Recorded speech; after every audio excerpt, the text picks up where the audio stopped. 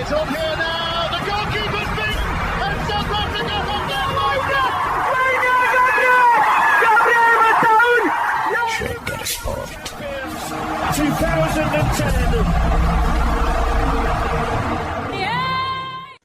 ሰላም ጤና ይስጥልን እንደምናላችሁ የተከበራችሁና የተወደዳችሁ የሸገር ስፖርት ዊዝ አበበ ግደይ የዩቲዩብ ቻናል ቤተሰቦቻችን በያላችሁበት እጅግ አስደሳች ጊዜን እያሳለፋችሁ እንደሆነ ተስፋ እናደርጋለን። መልካሙን ሁሉም ለናንተ እንመኛለን። ታዲያ ይህንን ሸገር ስፖርት ዊዝ አበበ ግደይ የሚለውን የዩቲዩብ ቻናላችንን ሰብስክራይብ አድርጉት፣ የደውል ምልክቱን ተጫኑትና አዳዲስ ፕሮግራሞችን ስንለቅ መልእክት ይድረሳችሁ። ላይክ በማድረግ እንዲሁም ደግሞ ሊንኩን ለሌሎች በማጋራት በተከታዮች ቁጥር እንድንበዛ የምንሰራቸው ፕሮግራሞችም ብዙ ሰዎች ጋር እንዲደርስ የምታደርጉትን ጥረት አጠናክራችሁ ቀጥሉ እንላለን። እስካሁን ላደረጋችሁልን ድጋፍ፣ እገዛ እና እኛን ለማንቃት ለሄዳችሁት ርቀት በሙሉ ምስጋናችን ትልቅ ነው። በጣም እጅግ በጣም አድርገን እናመሰግናለን። ወደ ጉዳዮቻችን ልንሄድ ነው። ነበርኩ ደስ ይላል። የእውነት ለመናገር ነበርኩ አየሁ ማለት በጣም ደስ ይላል። ትላንት የአርጀንቲናን ብሔራዊ ቡድን ጨዋታ ከኦስትሪያ ጋር ላየ ሰው ሊዮኔል ሜሲ 2 ጎል ስላገባ ሊዮኔል ሜሲ የዓለም የዋንጫን የኮከብ ግብ አግቢነት የምንጊዜውንም ሪከርድ ስለሰበረና ስላሻሻለ እንደዚሁም ብቻ አይደለም ብቻ መነሳት ያለበት ሊዮኔል ሜሲ በጨዋታው ላይ የነበረው ተጽዕኖ፣ በጨዋታው ላይ የነበረው አቅም፣ ጉብዝና፣ የሚያደርጋቸው ነገሮች በሙሉ ማለት በሚቻል ደረጃ የእውነት ለመናገር ይሄ ሰው ሊበቃው የተቃረበ ሰው አይመስልም ነበረ። ሊዮኔል ሜሲ ነገ ልደቱ ነው። 39 ዓመት ይሞላዋል። ለዛ ነው ቀድመንም ቢሆን እንኳን ለልደታ አደረሰ አንተ ንጉስ። ለዛ ነው እንደዛ አይነት ጽሑፍን ይዘው የአርጀንቲና ብሔራዊ ቡድን ደጋፊዎች ሲታዩ የነበረው። አንተ ልዩ ነህ ይሉታል። እንዳንተ አላየሁም እስካሁን ተፈጥሮህ በዓለም ላይ ምን ይሆን የሚለው በትክክል የሚገልጸው ሊዮኔል ሜሲን እንደሆነ የምታስቢው ስፓኒሹን በስፓኒሽ ቋንቋ ሌላውን በየራሱ መንገድ ይሄንን ነው የሚናገረው። እንደዚህ አይነት አይተን አናውቅም ነው። ይሄንን በተመለከተ ለምሳሌ ትላንት ሪካርዶ የተሰበረበት ሚሮስላቭ ክሎዘ እኮ ሀሳብ ሰጠ። ሜሲ ይሄንን እንደሚያደርገው አውቅ ነበር። ሊዮኔል ሜሲ ይሄንን እንደሚወስድ አሁን ቅብብሉ እንዴት ነበረ? ሮናልዶ ሉዊስ ናዛሪዮ ደ ሊማ ነው ኮከብ ግብ አግቢነቱን ክብር ይዞ የነበረው። ሚሮስላቭ ክሎዘ ወሰደው። ሊዮኔል ሜሲ ያንን አሻሻለ፣ ስሙን ከፍ አድርጎ ቁጥሩንም 18 አደረሰው። ከዛ ቀጥሎ ደግሞ ማን ይወስደዋል የሚለውን እናያለን። ሞስት ላይክሊ ኪሊያን ምባፔ ነው የሚወስደው። ምክንያቱም ኪሊያን ምባፔ ገና ተጨማሪ ዓለም ዋንጫዎችን ይጫወታል። አሁን የሚያንሰው በ2 ጎል ብቻ ነው ከሊዮኔል ሜሲ። ገና አሁንም ራሱ ጥሎ ሊሄድ የሚችልበት እድልም ደግሞ ሊኖር ይችላል። ግን ሊዮኔል ሜሲ ይሄንን ክብር መፈጸም፣ ይሄንን ክብር ማድረግ፣ ማከናወን እንደሚችል ማወቅ እናም ሲያደርገው ማየት ያውም at the age of 39 በ39 ዓመቱ ይሄንን ማድረግ ሲችል ማየት ግን ለአድራጊውም ትልቅ ክብር ነው። ሲደረግ ላየነውም ደግሞ ለኛ ይህንን ታሪክ ሲሰራ ላየነው ለኛ ደግሞ የእውነት ለመናገር ተአምር እድልም ነው የእውነት ለመናገር። ስለዚህ አሁን 2 ነገሮች ናቸው ጎልተው የሚወጡት። የመጀመሪያው ነገር የሊዮኔል ሜሲ ድንቅ የሆነ ያልተለመደ አይነት ጉብዝና። አጀክቲቮች አጣን አሉ ጸሐፊዎች። አጀክቲቭ ማለት ገላጭ ቃል ነው። በምን ቃል ተጠቅመን የሊዮኔል ሜሲን ጉብዝና እንግለጸው ብለው ጻፉ። እነ ዣቪ ሄርናንዴዝ በየሊዮኔል ሜሲ የእግር ኳስ ሕይወት ውስጥ ያለውን እነሱ ያስተዋሉትን እኛ የማየት ዕድል የሌለንን ነገር በሙሉ ከግምት ውስጥ አስገብቶ እያንዳንዷን ነገር ዘርዝሮ ጻፈ። ዣቪ ሄርናንዴዝ በጣም ድንቅ ተጫዋች ነው። በላማሲያ ውስጥ ያለፉ በጣም ብዙ ጎበዝ ተጫዋቾች መነሻቸውንም መሃላቸውንም መጨረሻቸውንም አይቷል። መደነቅ ለእንደነዚህ ያሉ ሰዎች ሩቅ ነው። የእውነት ለመናገር ሩቅ ነው በጣም። ምክንያቱም ብዙ አይተዋል። እስከ መጨረሻው የዘለቁትንም አይተዋል። አነሳሳቸው አምሮ የከሸፉትንም አይተዋል። በዛ ሁሉ የማየት የመገረም ሂደት ውስጥ አልፈው እንደዛ ያለ ነገር የማያስደንቃቸው ደረጃ ላይ ከደረሱ በኋላ ሊዮኔል ሜሲ የሚባል ሰው መጣ ሲባል ለማመን የተቸገሩም እንኳን ቢሆን መጠራጠር ምርጫቸው የነበረም እንኳን ቢሆን የእውነት ለመናገር ሊዮኔል ሜሲን ባይናቸው ሲያዩ ግን የፈጣሪ ያለህ ከማለት ውጭ አማራጭ አልነበራቸውም። እነ ዣቪ አስቢው፣ ሊዮኔል ሜሲ ለመጀመሪያ ጊዜ በባርሴሎና ዋና ቡድን ውስጥ ልምምድ ሊሰራ ሲሄድ እብዱ ፈረስ ተብሎ የሚጠራው ካርለስ ፑዮል፣ ዴኮ አሁን የባርሴሎና ዋና አድራጊ ፈጣሪ ሆነው ተጫዋች የሚያስፈርመው ምናምን ማለት ሮናልዲኒዮ፣ ራሱ ዣቪ፣ ኢኒየስታ ምናምን እነሱ ባሉበት ቡድን ውስጥ ይሄ ልጅ መጣ። ከታችኛው ቡድን ነው አድጎ ዛሬ አንድ ጩጬ ከእናንተ ጋር ልምምድ ይሰራል ተብለዋል። ዣቪ በተለይ ቀድሞ መረጃ ደርሶታል እና በደረሰው መረጃ መሰረት ይኸውልሽ የዣቪ መረጃ ሁለት ነው። መጀመር አንተ ምን አይነት እሳት የላሰ ልጅ መጥቷል መሰለ ከአርጀንቲና ይለዋል። ማን? የአካዳሚው አሰልጣኝ። እሳት የላሰ ልጅ በቃ ልነግርህ አልችልም። ስኬፕቲካል ነበርኳለ፣ ተጠራጣሪ ነበርኳ፣ ጠርጥሬዋለሁ። የተለመደ ልጆች ሲመጡ ገና ከፍ ከፍ ማለት ሲጀምሩ እንዲህ ባለ መንገድ እያሞካሹ እንዲህ ባለ መንገድ እያንቆለጳጳሱ መናገር የተለመደ ነው። ባርሴሎና ቤት ብዙዎች ይመጣሉ፣ መነሻቸው የሚያስደነግጡ ልጆች ይመጣሉ። ስለዚህ መነሻቸው ያስደነግጡ ከነበሩ ተጫዋቾች መካከል አንዱ ሜሲ ነው። ይህንን አይነት ልጅ አይቶ እኮ ነው አልኳል። መጠራጠርን ነው የመረጥኩት።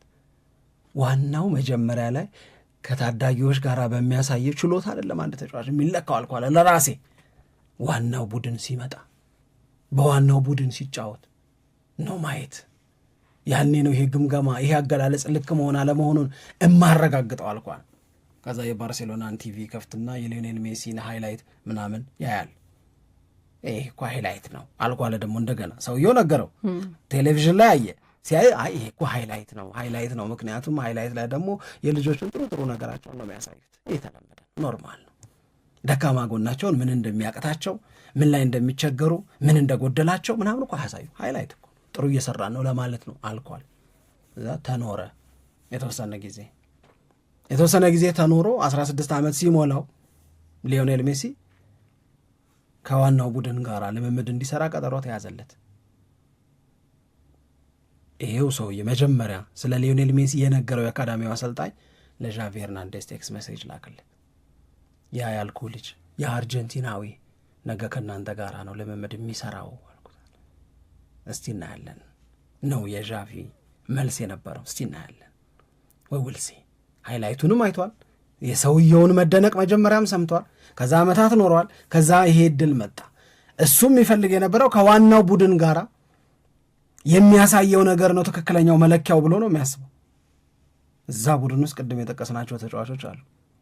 እነዛ ተጫዋቾች ኢን ዴር ፕራይም ታይም ነው እኮ ሮናልዲኒሆ ጋቢ እያስለበሰ ኳስ ያሳየን በነበረበት ጊዜ እኮ ከሰፈራችን ከቀበና ከአዋሬ ተነስተን 4 ኪሎን አቋርጠን በቤተ መንግስት ወርደን ኳስ የሚያሳይ አንድ ሰው እያለ አምሽቶ እሱ ጋር ሳንቲም ከፍለን በጋቢ ሮናልዲኒዮን ለማየት እኮ የባርሴሎና ጨዋታ በጣም ምሽት እዛ ቡድን ውስጥ የመጀመሪያ ጊዜ ራይካርድ ይዞት ልምምድ እንዲሰራ ተደረገ። ሊዮኔል ሜሲ ዝም ያለ ኢንትሮቨርት የሆነ ከራሱ ጋር ብቻ ጊዜ ማሳለፍ የሚወድ ሊዮኔል ሜሲ መጣ። ልምምዱ ተጀመረ፣ ማድረግ ጀመረ። ሜሲ ምንድን ነው የምናየው አልናል።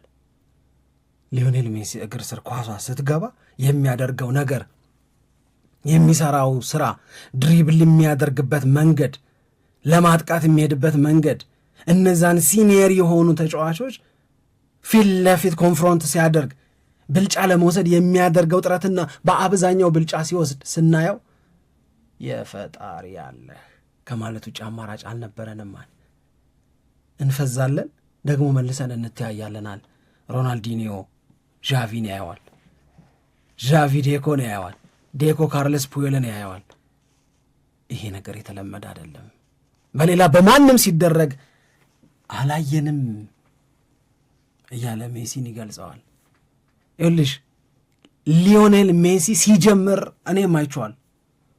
2004 ላይ ገና እድል ሊሰጠው ሲወሰን፣ ገና እድል ተሰጥቶት ልምምድ ሲሰራ፣ ገና እድል ተሰጥቶት የመጀመሪያ ጨዋታውን ሲያደርግ፣ ገና እድል ተሰጥቶት ወደ ጨዋታ እንደገባ ሮናልዲኒዮ አሲስት ሲያደርግና ጎል ሲያገባ፣ ጎሉ ደግሞ ሲሻር፣ ያ ሁሉ እኮ ትዝ ይለኛል። ሊዮኔል ሜሲ እንደጀመረ ብቻ ሳይሆን እንደ ትላንትና ባለው ምሽት ታሪክ ሲሰራም ነበርኩ። አትሌቲክ ላይ አንድ በጣም ቆንጆ የሆነ አገላለጽ ተጠቀሙ። አርጀንቲናውያን በብዛት በስቴዲየም ውስጥ ተገኝተዋል፣ በብዛት ደግሞ ልጆቻቸውን ይዘዋል። ሊዮኔል ሜሲ ኳስ ከማቆሙ በፊት ሊዮኔል ሜሲን የማየት እድል እንዳያልፋቸው ነው ጩጮቹን ይዘው ሄዱት። አይቼዋለሁ ሜሲን እንዲሉ ታሪክ ነው ሜሲ ያየር ታሪክ ስለሆነ ታሪክ ሕያው ባለ ጊዜ እንዲያዩት ነው የተጨነቁት አርጀንቲናውያን። ማራዶና ያለፋቸው ሰዎች አሉ፣ ፔሌ ያለፋቸው ሰዎች አሉ፣ ቫን ባስተን ያለፋቸው ሰዎች አሉ፣ ዮሐን ክራይፍን ያላጣጣሙ ሰዎች አሉ ምናምን አለ አይደል። ሜሲን እንዲህ የታሪክ ባለቤት ሲሆን ራሱ ታሪክ እኮ ነው። በቃ የአርጀንቲና እግር ኳስ ፌዴሬሽን የእውነቱን አያም ሂስትሪ ብሎ ፖስት ያደረገው ነገር እውነቱን ነው። ይሄ ሰው ታሪክ ነው። ይሄ ሰው ድንቅ ነው። እስቲ የዣቪን እናውራበት ተውና ሌላው አሁን ስለ ሮናልዶ ሲነጋገሩ ነበር ነጋሪ ሊኒከር፣ ስለ ሚሮስላቭ ክሎዘ ሲናገሩ ነበር። በጣም ብዙ ነገሮች ተብለዋል። ግን የውስጥ አዋቂው ከልጅነት አንስቶ እስከ በቀደሙ የአልጄሪያ ጨዋታ ድረስ የሚያደርገው ነገር እንደ ኮሜዲያን ያስቀኛል አለ። ያው እስቃለሁ አለ፣ እንደምስቅ ነግረዋለሁ አለ። ቴክስት አድርጌለታለሁ ብሏል።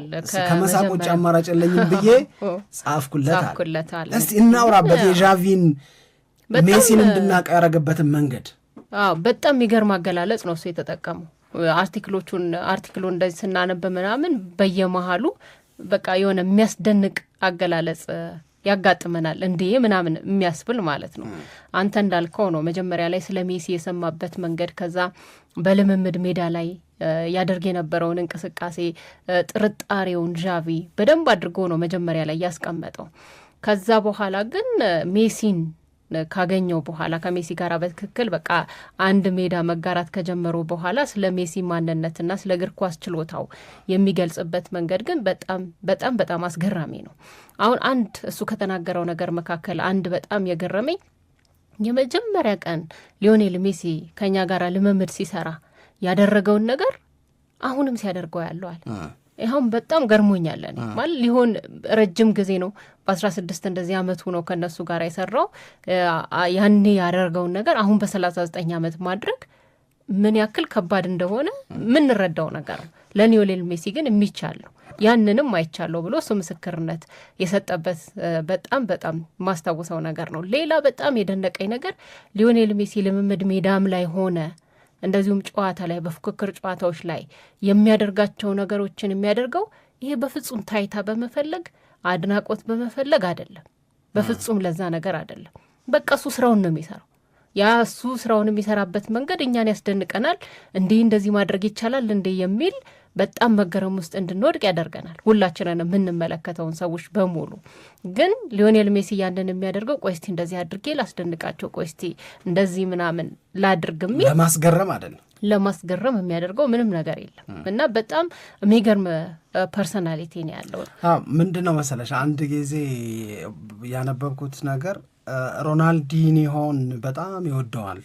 ሮናልዲኒዮ የባርሴሎናን ዋና ቡድን እንዲላመድ ለሊዮኔል ሜሲ ልዩ እንክብካቤ ካደረጉለት ሰዎች መካከል አንዱ ነው። በደንብ በቃ ይሄ የታላቅ ወንድም አይነት ፊገር ሆኖ እያንዳንዱ ቀን እንዲቀለው እያንዳንዱ ቀን ላይ ሊዮኔል ሜሲ ፍላጎቱን በልምምድ ቦታው ላይ በጨዋታዎቹ ወቅት እንዲያከናውን በደንብ ረድቶታል። አሁን የምናነሳው የዣቪ ሄርናንዴዝ ምስክርነት በተመሳሳይ እንደዛው እንደሆነ ነው የሚሰማኝ። ዣቪ ሄርናንዴዝ ሊዮኔል ሜሲን ከገለጸበት መንገድ ወይም ስለ ሊዮኔል ሜሲ ይበልጥ እንዲገባን የሚያደርገውን አይተን ስንደነቅ ቆይተን አይተነው ለደነቀን ነገር ትርጉም ካጣንለት ዣቪ ሄርናንዴዝ ስለ እሱ የተናገረውን ነገር መስማት እና ወይም ማንበብ በጣም በጣም በጣም ይረዳል። ለምሳሌ ብሎ ያስቀመጠውን ነገር እናንሳ። በአልጄሪያ ላይ ያስቆጠራትን የመጀመሪያ ኳስ ያነሳል። ያንን የመጀመሪያ ኳስ ሲያስቆጥር የሊዮኔል ሜሲ የተለመደ ስልት ነው ይሄ ነገር ይላል። ሮድሪጎ ዲዮፖል የአርጀንቲናው ብሔራዊ ቡድን ሌላው ተጫዋች ማለት ነው ቀና ብሎ ሲመለከት ሊዮኔል ሜሲ ኳሱን ለመቀበል በትክክለኛው ቦታ ፍጹም በሆነ ቦታ ላይ ነበር። ከዚያም 3 ጊዜ ወደኋላ ተመለከታል። አሁን ይህንን ዝም ብለሽ ይሄንን ዣቪ ነው የሚገባው። እኛ ላናስተውለውም እንችላለን። እኛ ዝም ብናየውም እንደሱ የሱን ያህል ትርጉም ላይሰጠን ይችላል። እሱ ሲነግረን ግን ከዚህ እንነሳና ከአሁን በኋላ እንደዚህ አይነቶቹን የሊዮኔል ሜሲ ኳሊቲዎች ፈልገን ልናገኛቸው እንችላለን። ስለዚህ ልክ እሱ ሮድሪጎ ዲፖል ኳሱን በሚይዝበት ሰዓት ላይ በፍጹም ሆነ ቦታ ላይ ቆመ ሊዮኔል ሜሲ። ከዛ በኋላ 3 ጊዜ ወደኋላ ተመለከተ። ያ ከሊዮኔል ሜሲ ሚስጥሮች አንዱ ነው። በአካባቢው ምን እንዳለ ለማወቅ ሁልጊዜ ይመለከታል፣ ሁልጊዜ ይገመግማላል፣ ሁሉንም ነገር በጭንቅላት ውስጥ ይይዘዋላል። እና የሆነ ቦታ ላይ ምን እንደሚል ታውቃለች? ሊዮኔል ሜሲ እየተራመደ ልታዩት ትችላላችሁ። ሌሎች እየተሯሯጡ ይጫወታሉ እና ሊዮኔል ሜሲ እየተራመደ ስታዩት ዲፌንሲቭ ሚድፊልደሩ ምን እያረገ ነው ብሎ ነው የሚገመግመዋል። ኦኬ የተቃራኒውን ቡድን ዲፌንሲቭ ሚድፊልደር አኳኋን ይገመግመዋል። ከዛ ዞር ይለና ደግሞ እንደገና ሴንትራል ዲፌንደሩ ምንድን ነው እያደረገ ያለው? እነሱ ናቸዋ የእሱ እንቅስቃሴ ገቺዎች። ሊዮኔል ሜሲ እንዳይሳካለት፣ ሊዮኔል ሜሲ ያሰበውን እንዳይፈጽም የማድረግ ኃላፊነት ያለባቸው እነሱ ናቸው። ሴንትራል ሚድፊልደሩን ያየዋል። ከዛ በኋላ ነው የሚወስነው። ሊዮኔል ሜሲ ሲራመድ እየሰራ ነው። ሲራመድ እዛ አካባቢ ያለውን ነገር እያየ ነው። ስለዚህ አልጄሪያ ላይ የመጀመሪያውን ጎል ሲያስቆጥር 3 ጊዜ ወደኋላ ተመለከተ። ይሄ ከሊዮኔል ሜሲ ሚስጥሮች መካከል አንዱ ነው። በአካባቢው ምን እንዳለ ለማወቅ ሁልጊዜ ይመለከታል ነው እያለን ያለው። ይሄንን ካረገ በኋላ ግን ብዙ ጊዜ ዝም ብሎ ይራመድና አንድ ያስቀመጣት ነገር አለች አሯሯጡን በተመለከተ። የእውነት ለመናገር ሊዮኔል ሜሲ አሁን ድረስ አልተቀየርም ብሎ ካነሳ በኋላ የእግሮቹ አሁንም የሚንቀሳቀስበትን መንገድ ያንን ፈጣን ትንንሽ መቧጨር ይለዋል። ይሄ ትስቅ ትስቅ ትስቅ እዛው እኮ ነው የሚረግጠው። ይሄ ዘለግ ያለ እርምጃ እኮ ሊዮኔል ሜሲ ጋር የለ። ያንን አይነት ሩጫ ማድረግ ሲጀምር ሊያጠቃ ሊመጣብሽ ነው፣ ሊወር ነው፣ ያሰበውን ሊፈጽም ነው። ይገባኛል። ብዙ ጊዜ ሰዎች ስለ ሊዮኔል ሜሲ የማይሉት ከክርስቲያኖ ሮናልዶ ጋር ብቻ የሚያያይዙት ነገር ዣቪ ምስክርነት ስለሰጠበት እኔ በጣም ደስ ያለኝን ነገር ልንገርሽ። በጣም ብዙ እግር ኳስ ተጫዋች ሊዮኔል ሜሲ እንዳደረገው በ2022 የካታርን የዓለም ዋንጫ ቢበላ ከዓለም ዋንጫ ሪታየር ነው የሚያደርገው። ሞር ፎከስ ለክለብ እግር ኳስ አደርጋለሁ እዛ ጋር ሽቀላይን ነው ማሯሩጠው ነው የሚለው። አብዛኛው እግር ኳስ ተጫዋች ይህንን ያደርጋል። ሊዮኔል ሜሲ ከዴይ ዋን ጀምሮ የማያባራ የማሸነፍ የማያባራ ድል የማድረግ ፍላጎት አለው እያለ ይገልጸዋል። እና አልጄሪያ ላይ ያደረገውን ነገር ካየ በኋላ ዛሬ ማስቀኸኛል ብሎ ቴክስት አደረገለት። ሰዎችን ሲያንከራትት ገብቶሻል ነገሩን የሚፈጽምበት መንገድ።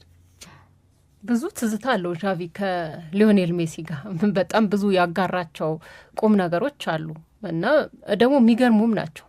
አሁን እነሱ ከተናገራቸው ነገሮች መካከል በእኛ ቡድን ውስጥ በሁላችንም ቦታ ላይ መጫወት ይችላል። አስደንቆኛል እሱ ይህን አለ እናት ሲጠቅሰው ካርለስ ፑዌል እኮ ብሏል። ካርለስ ፑዌል እኮ ተከላካይ ነው። ይኸውልሽ የካርለስ ፑዌል ቦታ ላይ፣ ኢኔሽታ ቦታ ላይ፣ ዣቪ ቦታ ላይ፣ ቡሽኬትስ ቦታ ላይ መጥቶ ሊያገለግል ይችላል። ግን መጥቶ ሲያገለግል ቡሽኬትስ ቦታ ላይ ከመጣ የቡሽኬትን ያህል ነው ያንን ቦታ ያንን ሚና የሚጫወተው። ካርለስ ፑዌል ቦታ ላይ ከሄደ የካርለስ ፑዌልን ቦታ እንደ ካርለስ ፑዌል ሆኖ ነው የሚሸፍነው። እኔም ጋር ሲመጣ እዛም ሲመጣ እንደውም አንድ ነገር ያለውን ቅድም ስናወራበት አልነበረም? ከሊዮኔል ሜሲ ጋር መጫወት ካልቻልክ ኳስ አትችልም አለ።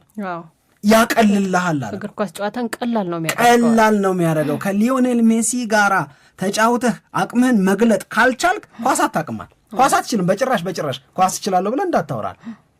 ምክንያቱም ሊዮኔል ሜሲ ኳሱን ይሰጥሃል፣ ለመቀበልም ደግሞ በጣም ዝግጁ ነው። አንድ የምንማረው ትምህርት አለ ለባርሴሎና ቤት ውስጥ የተለየ ትኩረት እንድናደርግ። አንድ ነፃ ቦታ የት ነው? 2 ነፃ ሰው ማን ነው? በዚህ እኮ መምህራችን እሱ ነዋል። ነፃውንም ቦታ በመለየት ነፃውንም ሰው በማወቅ በመለየት ረገድ እነዚህ 2 ነገሮች ናቸው በባርሴሎና ቤት ውስጥ ለማሸነፍ ቁልፍ ነገር ተደርገው የሚወሰዱት። በእነዚህ ቁልፍ ነገሮች ውስጥ ሊዮኔል ሜሲ ጎልቶ የሚወጣ እንደ መምህር ልናየው የምንችል ተጫዋች ነዋል። እኔ እኮ ጨዋታ መቼ እንዳቆሙ ታውቃላችኋል።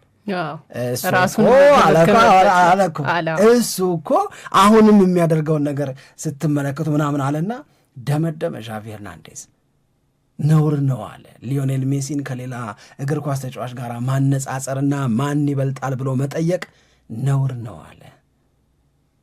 እሱ ለእግር ኳስ ጆርዳን ማለት ነው አለ። ማይክል ጆርዳን ማለት ነው አለ። ማነጻጸሪያ የሌለው መለኪያ ነው ራሱ። ሊዮኔል ሜሲ ብቻውን ከፍ ብሎ ሊጠራ ሊነሳ የሚገባው ስም ነው። አንኮምፓራብል ነው አለ። እማታነጻጽሩት አይነት ነው አለ። እና ጃቪ ሄርናንዴዝ ልምምድ አብሮ ሰርተዋል፣ ክፍል አብሮ ተጋርተዋል፣ አብሮት በጣም ረጅም ጊዜ ኖሯል ከሊዮኔል ሜሲ ጋር።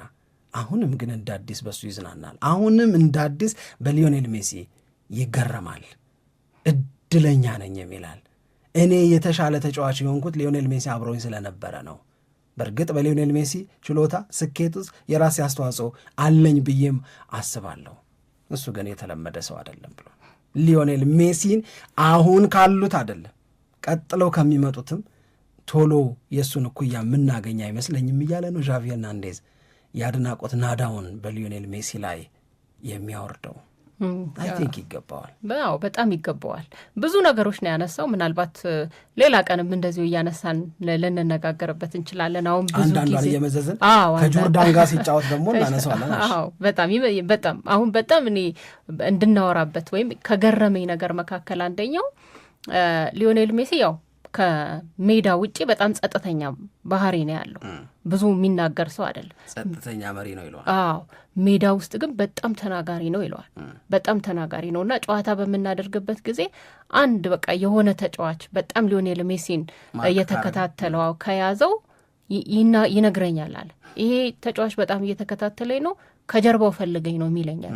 ይጠፋበታል ማለት ነው። እና በጣም ገርሞኛል። አሁን ሜዳ ውስጥ የሚኖራቸው ኮንቨርሴሽን ምንድን ነው ምናምን ብላ አንዳንዴ ለማወቅ ትፈልጋል። እና ሊዮኔል ሜሲ በቃ በዚህ መንገድ ጨዋታውን ካነበበ በኋላ ራሱን ነጻ የሚያደርግበት መንገድ ራሱ በጣም ሁለት ነገሮች ልንገርሽ። አንድ ፔፕ ጋርዲዮላ ከሊዮኔል ሜሲና ከክርስቲያኖ ሮናልዶ ማን ይበልጣል የሚለው ለእኔ አሁን በጣም አሰልቺ የሚባለው ጥያቄ ነው። በነገራችን ላይ ሁሉንም ሰው ባገኙ ቁጥር ከሜሲና ከሮናልዶ እያሉ መጠየቅ ልክ አይደለም። ከቻልሽ ሁለቱንም ማድነቅ፣ በሁለቱም መዝናናት፣ በሁለቱም ችሎታ መደነቅ ነው የተሻለ የሚሆን ብዬ ማምነው። ግን ሲጠየቅ ሊዮኔል ሜሲን የሚያህል ተጫዋች የለም ነው የሚለው ጋርዲዮላ። እና ቅድም ዣቪ ካርለስ ፑዮል ቦታ ላይ ብታረጊው ሜሲን እዛ ቦታ ላይ የፑዮልን ያህል ስራ ይሰራል።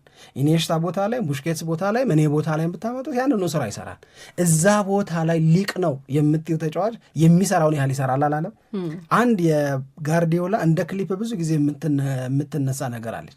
ሊዮኔል ሜሲ እኮ የተለየ ተጫዋች ነው፣ አውት ኦፍ ዚስ ወርልድ ነው ብሎ ያነሳና ሜሲ ኢዝ ነምበር 5 ነምበር 4 ነምበር 6 ነምበር 7 እያለ በብዙ የመጫወቻ ቦታዎች ላይ ሜሲ ልክ እንደሆነ የሚገልጽበት ሀሳብ አለው ጋርዲዮላ። ዣቪ እኮ እያለ ነው ያለው ይሄንን እኮ ነው። በቁጥር እንደ ጋርዲዮላ አላለውም እንጂ ዣቪ እያለ ያለው ሚናዎች በተቀያየሩ ቦታ ቢቀያየሩበትም በዛ ቦታ ላይ ሊቅ ነው ከምትዩ ተጫዋች እኩል አገልግሎትን ይሰጣል አለ። ይህ አንደኛው ነገር ነው ስለ ሊዮኔል ሜሲ መነሳት ያለበት። ሁለተኛው ሊዮኔል ሜሲ እኔ እንዴት የፉትቦል አረዳዱን ነው ያደነቀው። እግር ኳስን የሚረዳበት መንገድ፣ ነገሩን የሚተረጉምበት መንገድ፣ የሚገመግምበት መንገድ፣ አንድም ቀን ወደ ሜዳ በዝቅ ባለ ፍላጎት ወደ ሜዳ መጥቶ አያውቅም። ኳስ በደንብ የገባው ሰው በሜሲ ልክ ማንንም አላየውም አለ ዣቪ ሄርናንዴዝ። ሞተር ነው የምንለው ነው እንግዲህ። በጣም በጣም ሊዮኔል ሜሲ ብዙ የሚገለጹ ነገሮች ያሉት ነው። በተለይ እንደ ዣቪ ያሉ ተጫዋቾች ደግሞ የዣቪ አገላለጽም ደስ ይላል መሰለኝ። ሀሳቡን የገለጸበትን መንገድ በጣም ደስ ይላል።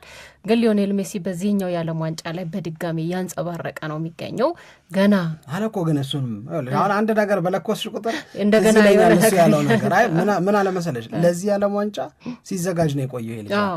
አሁን እኛ አልነበረንም ኤክስፔክቴሽን እውነት ለመናገር ኢንተር ሚያሚ እየተጫወተ ይሄኛውን የዓለም ዋንጫ የማሸነፍ ጥያቄውን መልሷል ካታር ላይ። ስለዚህ ኤጅድም ነው በቃ እንደዚህ ነገር በገባ ወጣ ነው እንጂ እንደዚህ ሙሉ 90 ደቂቃ እንደ 18 ዓመት ወጣት ይጫወታል የሚል እንደ ሙከራዎቹ እኮ ጨዋታው ላይ የሚፈጥረው ተጽዕኖ አይደለ? እኔ አንድ ቆንጆ ነገር ልክ ሪጎሪዮን አልሳተም ጨዋታው እንደተጀመረ ሰው መሆኑ ትዝ እንዲለን ነው አሉ። ግን እሷን ፔናልቲ ሲስት እኔ ደግሞ እርግጠኛ የሆንኩት አንድ ነገር ነበር፣ ጎል እንደሚያገባ ተለኮሳልሽ በቃ ያገባል ተቆጣ ነው። ከዛ ግን በኋላ ላይ ልክ ጨዋታው ሲያልቅ 2-0 ሲያልቅና ሊዮኔል ሜሲ ሁለቱንም ጎል ሲያስቆጥር እንደገና ያቺ ደግሞ ጎል ሆና ቢሆን ኖሮ ብዬ ደግሞ ተመኝቻለሁ። ተከታታይ ሃትሪክ ይሆን ነበረ። አርጀንቲና እስካሁን ያገባቻቸው የመጨረሻው ቅጣት ምታ የተሻተ እሷም እኮ በጎል መሆንም ቀርባ ነበር። ግን ለማንኛውም ለጉራም ተመችቶናል ሊዮኔል ሜሲ 2004 ሲጀምር አንስቶ ትላንት ታሪክ እስኪሰራ ድረስ በየመሃሉ የነበሩትን ክብሮቹን፣ ጉብዝናዎቹን፣ አሸናፊነቶቹን ልዩ ነገር የማድረግ አቅሙን በሙሉ በደንብ ኮምኩም ያለው እግዚአብሔር ይመስገን። የእውነት ለመናገር እንደ እግር ኳስ ወዳጅ እግር ኳስ እንደሚወድ ሰው። ሁለተኛው ይሄ የሚዲያ ላይ ስራ ከፈጠረልን አጋጣሚዎች መካከል የተለያዩ ዓለም አቀፍም አህጉር አቀፍም እግር ኳስም ሩጫ ምናምንም የማየት እድል ሰጥቷል። ወጣ ብዬ የዓለም ዋንጫም ባይ ሜሲን ነው ያየሁት። ወጣ ብዬ ቻምፒዮንስ ሊግም ፋይናል ባይ ሜሲን ነው ያየሁት። ነበርኩ ብል ታዲያ አምርብኝ ያምርባል። በእውነት እድለኛ ነኝ። እግዚአብሔር ነው ማለት በጣም የሚገርም ነው። ያልተጠበቀ ነገር ነው ሊዮኔል ሜሲ በዚህ ዓለም ዋንጫ እያሳየ ያለው። እስካሁን አርጀንቲና ያገባቻቸውን 5 ጎሎች በሙሉ ሊዮኔል ሜሲ ነው ያስቆጠረው። ገና ደግሞ ጎል ያስቆጠራል። በዛ ላይ ሌላ ፉክክር ደግሞ መጥቷል በክሊያን ምባፔ በሊዮኔል ሜሲ መካከል።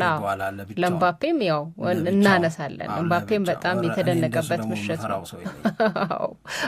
በመደነቅ አይደለም በመፍራት ነው።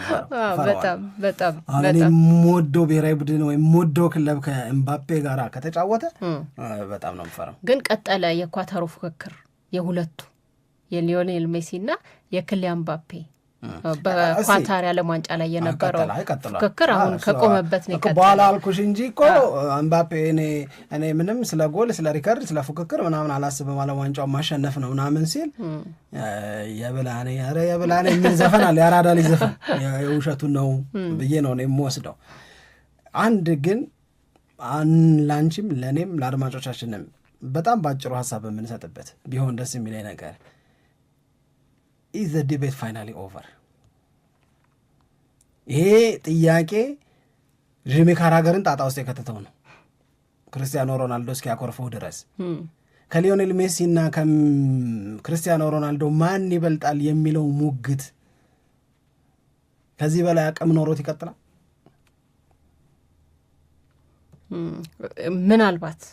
ምናልባት አከራካሪ ነው።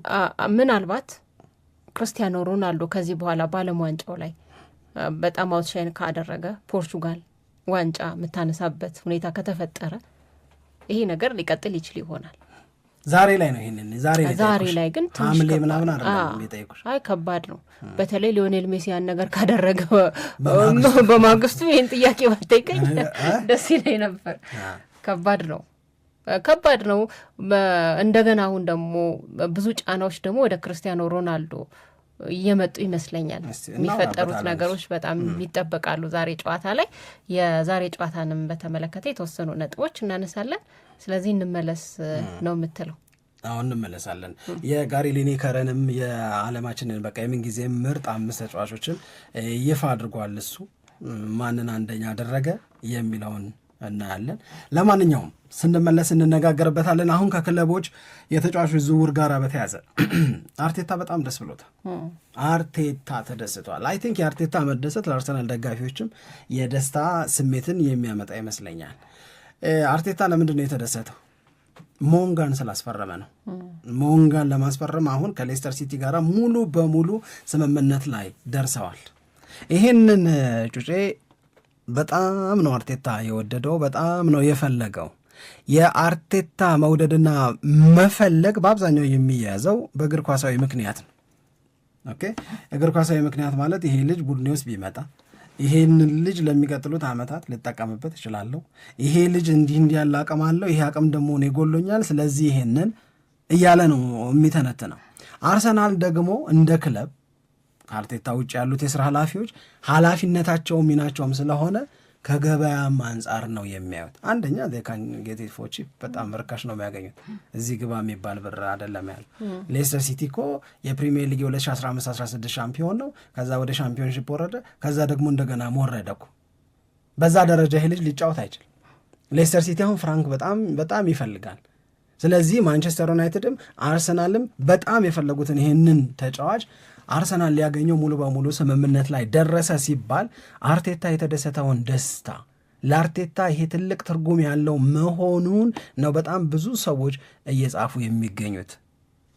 ስለዚህ ይሄንን ልጅ በአርሰናል ቤት ተጠቅመውበት ከልጁ የሚገኘው አገልግሎት አላስደሰተም እንኳን ቢባል የወደፊት የፊውቸር ማርኬት ቫሊዩ በጣም ትልቅ ነው የሚሆነው። ይሄ ደግሞ ንግዱን ክፍል ለሚመሩት የአርሰናል ሰዎች በጣም አዋጭ ነው የሚሆነው እና በሁለት መንገድ ተገልጿል።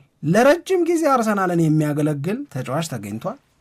ሃይሊ ታለንትድ የሆነ የፕሪሚየር ሊግ የበዛም ባይሆን የተወሰነ ልምድ ያለው ልጅ ነውና ታችኛው ቡድን ጋር ይጫወት ምናምን ማቲው ተጫዋች ነው የተገኘው። ከገንዘብ አንጻር ከዚህ በፊትም ስናነሳ እንደነበረው አርሰናል ጉልበት ነው እየፈጠረ የሚገኘው። 1 ስኳዱን ያጠልቃል፣ 2 ስኳዱን ያሰፋል። እንደነዚህ ያሉ ተጫዋቾች ለስኳድ ዴፕዝ በጣም ይረዱሻል። ካራባው ካፕ ላይ ወሳኞቹን ተጫዋቾችን እንዳታደክም ጭምር ማለት ነው። አሁን እንደመጣ ወሳኝ ሰው ሆኖ የመስመሩን እንቅስቃሴ ይመራዋል ምናምን እያልኩሽ አይደል፣ ግን ዌኔቨር ነሰሰሪ ልክ ዶማንን እንደምትጠቀሚበት ይህንን ልጅ ልትጠቀሚበት ትችላለች። እየጠቀሱት ያሉት ማን ብለው እንደሆነ አውቀሻል አይደለ? መጪ ኦስማን ደምቤሌ እኮ ብለው ነው እየጠቀሱት ያሉት። ሃይሊ ታለንትድ ነው። የእሱን የስካውቲንግ ሪፖርት አውጥተሽ ብታነቢው እንደው ዝም ብሎ አሁን የኔና ያንቺ ስራ እየሆነ ያለውን ነገር መንገር ነው፣ ሀሳብ መስጠት ነው፣ መወያየት ነው አይደል? ግን የዚህ ልጅ የስካውቲንግ ሪፖርት በምታነቢበት ሰዓት ላይ ዝም ብሎ ክለብ የለሽም አውቃለሁ የእኔ በሆነ ነው የምትይው እንደምታረጊው ባላቅም ሲሪየስሊ ነው የምልሽ። በጣም ነው የሚያጓጓው እና የአርቴታ የደስታ ምንጭ ምን እንደሆነ ይገባሻል በዛ ስካውቲንግ ሪፖርቱ ላይ ስትመለከችው ማለት ነው። 2 የሞርጋን ሮጀርስን ጉዳይ በተመለከተ አሁንም አርሰናል ቤት ውሎ ባደረ ቁጥር በጣም ጥሩ ነገሮች ናቸው የሚሰሙት። እኔ ይህንን ነገር አንዳንዴ የሆነ ነገር ደጋግመሽ ስትናገሪው ኮሚሽን ያለኝ ሁሉ ሊመስል ይችላል፣ ግን እነዛ ሪፖርቶች ትንሽ አንድም ብትሆን ጣል የሚያደርጓት ነገር ስላለች፣ ለምሳሌ ፐርሰናል አግሪመንት በአርሰናል እና በሞርጋን ሮጀርስ መካከል ተደረሰ ተባለ ትናንትና። አሁን ትልቁ ፈተና የሚባለው አስቶን ቪላ ሞርጋን ሮጀርስን የሚሸጥበት ዋጋ ነው ብለን አንጠልጥለን ተው ነው፣ እዛ ላይ ነው ጉዳዩ ተንጠለጠለው። ከዛ በኋላ ግን የቅርብ ሰዎችን መነሻ አድርገው የሚያወጣቸው መረጃዎች በአርሰናልና በአስቶን ቪላ መካከል የሞርጋን ሮጀርስን የዝውውር ዋጋ በተመለከተ መራራቅ የለም ተባለ። ይሄ ገፊ ፋክተር ነው ተብሎ እኮ ሲነሳ ነበር። ገፊ ፋክተር ማለት አርሰናል ተወደደ ይላል፣ አስቶን ቪላ ከዚህ ውጭ ይላል። አስቶን ቪላ የሚጣደፍበት ምንም ምክንያት የለም። ቢያቆይም ለእግር ኳሱ ይጠቅመዋል፣ ቢሸጥም ደግሞ ሻል ያለ ገንዘብ ማግኘት አለበት። ይሄንን ለማድረግ አርሰናልን የሚለማመጥበት ምናልክ ታዲያ ምናምን የሚልበት ምንም ምክንያት የለውም። እስከ 2031 ድረስ ኮንትራት ስላለ። ግን አሁን ዘጉድ ኒውስስ ይሄ ልጅ ከአርሰናል ጋራ ተያይዞ ስሙ ተነስቷል። አርሰናል ለዚህ ልጅ ባወጣ ብሎ የሚያስበው ገንዘብና አስቶን ቪላ ሊከፈለኝ ይገባል በሚለው መካከል ልዩነት የተጋነነ የለም። ስለዚህ እሱን ድርድር መጨረስ ከባድ ላይሆን ይችላል ወይም አይሆንም ወደሚለው መደምደሚያ ነው የሚወስደው። ለዛ ነው ከአሁን እኔ እርግጠኛ ነኝ ብዬ በተናገርኩ ቁጥር እሺ ቤርታ አይ ትላንትና ማታም እንደዚህ አይነት በጣም የጠነከሩ ሪፖርቶች ሲወጡ ነበር በሞርጋን ሮጀርስ ዙሪያ። ዛሬ ጠዋትም የሚወጡት መረጃዎች አሁን ያነሳነውን የሚያጠናክሩ ናቸው። ስለዚህ አርሰናል በዝውውሩ ጉዳይ ላይ 1-2 ማለቱን ጀምረዋል እና ይሄ ደግሞ የበለጠ ቡድኑን በማጠናከር በኩል ያለው አስተዋጽኦ ከፍ ያለ እንደሆነ መነሳት ያለበት ይመስለኛል። ሁለተኛው የማን ዩናይትድ ጉዳይ ነው። ማንቸስተር ዩናይትድን በተመለከተ አሁን የወጡ መረጃዎች በርንመዝን በተግባር ማነጋገር ጀምሯል። ማንቸስተር ዩናይትድ በርንመዝን የሚያነጋግረው መቼም ለማን እንደሆነ ይገባናል። ለአሌክስ ስኮት ነው። አሌክስ ስኮት እኔ በግል እንደነዚህ ያሉ ተጫዋቾችን በተመለከተ በነገራችን ላይ ሀሳብ ስትሰጪ ወይም ውይይት ስታደርጊ በጣም ጠቃሚው ነገር የስካውቲንግ ሪፖርታቸውን ማየት ነው። እገሌ ለምሳሌ ማንቸስተር ዩናይትድ በጣም በተደጋጋሚ ስሙ የሚነሳው ከማቲያስ ፈርናንዴዝ ጋር ነው አይደለም? ይሄ ልጅ እንዴት ነው ሳውዝሃምፕተን እያለ፣ ይሄ ልጅ እንዴት ነው ዌስትሃም እያለ፣ ይሄ ልጅ እንዴት ነው ብለሽ ከልጅነት አንስቶ አሁን ማንቸስተር ዩናይትድ ይፈልገዋል እስከተባለ ድረስ ጠንካራ ጎኖቹ፣ ደካማ ጎኖቹ ምንድናቸው የሚለውን አይተሽ የዚህ ልጅ ጠንካራ ጎን የምር የማንቸስተር ዩናይትድ አንገብጋቢ ችግር ነው ወይ ብለሽ ነው የምትጠይቂው። የዚህ ልጅ ደካማ ጎን ማንቸስተር ዩናይትድ ቤት የእውነት በሌሎች ተጫዋቾች ሊሸፈን ይችላል ወይ? ካልተሸፈነ ማንቸስተር ዩናይትድን ስለሚያጋልጠው ወይም ማንቸስተር ዩናይትድን የሚጎዳ ውጤት እንዲመዘገበ ምክንያት ስለሚሆን፣ አሁንም በዚህ ልጅ ዙሪያ በአሌክስ ስኮት ዙሪያ ያለውን ነገር ስትመለከቸው ሂዝ ወንደርፉል ፕሌየር፣ ሂዝ ሶ ያንግ፣ ሂዝ ሶ ቺፕ አንድ አት ዘ ሴም ታይም ደግሞ የፕሪሚየር ሊግ ኤክስፒሪየንስ ያለውን እና ማንቸስተር ዩናይትድ እዚህም እዛም ነው እየረገጠ ያለው። እኔ ማለዳ በነበረው ቆይታችን ላይ የተናገርኩት ነገር በጣም የመሰጠኝ ፋብሪዚዮ ሮማኖ የማውቀውን ልንገራችሁ ብሎ በዩቲዩብ ቻናሉ ላይ ያስቀመጠው ነው። ማንቸስተር ዩናይትድ እዚህም እዛም ሲረግጥ ልታዩት ትችላላችሁ አለ። ማቲያስ ፈርናንዴዝ ያቀርማል፣ 80 ምናምን የሚሉትን ተውታል፣ 60 ምናምን አካባቢ ይገዛዋል። አንድ ይቺን ያስጨበጥሽና ቀጥሎ ምን ይላል? ማንቸስተር ዩናይትድ ኤሊየት አንደርሰንን፣ አደም ዋርተንን፣ ካርሎስ ባሌባን፣ ቶናሊን ምናምን ሲባል ሰማላችሁ። ወይም ደግሞ አሁን አሌክስ ስኮትን እንዳልነው የማንቸስተር ዩናይትድ ዋና ፍላጎት ኦሬሊያን ቹዋሚኒን ነው ከሪያል ማድሪድ መውሰድ አለ። አሁን ማንቸስተር ዩናይትድ ቹዋሚኒ ለገበያ ይቅረብ አይቅረብ የሚያውቀው ነገር የለም።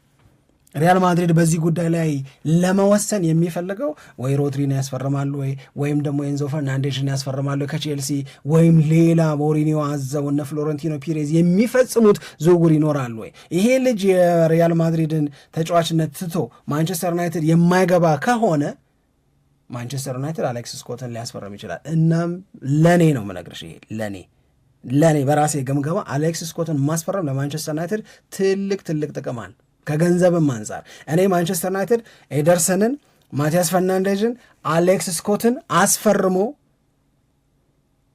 እነዚህን ተጫዋቾች ለማስፈረም የሚያወጣ ወጪ እና እጁ ላይ የሚቀረው አለው የተባለውን ገንዘብ ስለማቅ ያንን ገንዘብ ተጠቅሞ ሌሎች ቦታዎች ላይ አንድ በቋሚነት የሚጠቀምባቸው፣ ሁለትም እንደ ስኳድ የሚያሰፋቸውን ተጫዋቾች ቢያስፈርም 2026-27ን ያሳምራል ብዬ ነው የማምነው። ለኤሊየት አንደርሰንና ለሳንድሮ ቶናሊ አንድ ያለውን ገንዘብ ሰጥቶ በሌሎቹ ቦታዎች ላይ በሚፈጠር ክፍተት ማንቸስተር ዩናይትድ ጎድሎ እንዳይታይ በማሰብ ነው። አሌክስ ስኮት ኢዝ ኤ ቬሪ ጉድ ኦፕሽን። ኦፍኮርስ ቹዋሚኒ ውድ አይሆንም። ለምን 2028 ላይ ነው ውሉ የሚያበቃው። የሚሸጥ ከሆነ ይሄ ልጅ የመሸጫው ጊዜ አሁን። የቹዋሚኒ ውድ የሚሆነው ደሞዙ ነው። እንዲህ ያለን ደሞዝ መጸየፍ ጀምሯል ለሚባለው ማንቸስተር ዩናይትድ ቹዋሚኒን ልጁ ይጠይቃል ተብሎ በሚጠበቀው ሳምንታዊ የደሞዝ ክፍያ እውነት ያስፈርመዋል። አንርሳ፣ ካዚሜሮን ሲያስፈርም ውድ ነው የከፈለው። አሁን ማንቸስተር ዩናይትድ ተቀይር ያለው እንደዚህ ዋጋ የሳምንት ደሞዝ ምናምን እየቆለልኩ አልሰጥም እያለን ያለው ግን ቹዋሚኒ ሲባል ማንቸስተር ዩናይትድ አፉ ምራቅ ይሞላል፣ ይጎመዣል። በጣም ነው የሚጎመዣው። እኔ አይደለሁም ያልኩት፣ የፋብሪዚዮ ሮማኖ መረጃ ነው። ይህንን ግጥም አድርጌ ያውቃለሁ። ስለዚህ ደሞዝ ይሁን ይከፈል ሊሉ ይችላሉ። ለሆኑ አንዳንድ ተጫዋቾች እንደዚህ ማድረግ አስፈላጊ ሊሆን ይችላል። ግን ቹዋሚኒን ካላገኙ the best defensive midfielder in the world እሱ ስለሆነ ካላገኙ አሌክስ ስኮት፣ ማቲያስ ፈርናንዴዝ፣ ኤደርሰን ጥሩ ጭማሪ ናቸው ለማንቸስተር ዩናይትድ የመሃል ክፍል። ይህንን አሌክስ ስኮት የሚባለውን ተጫዋች ማግኘት በሚቻልበት ማስፈረም በሚቻልበት ሁኔታ ከበርንመዝ ሰዎች ጋር እየተነጋገሩ ነው የሚገኙት ለማለት ነው። እሺ፣ በጣም አሪፍ ነጥቦችን አንስተናል። አሁን ያለው ወቅታዊ የዝውውር ጉዳይ ያው ምን ይመስላል የሚለውን ስንነግራችሁ ነበር። ከሊዮኔል ሜሲ ጋር በተያያዘ የእናንተን ማስተያየት እንጠብቃለን። በያላችሁበት መልካም ጊዜ እንዲሆንላችሁ እንመኛለን።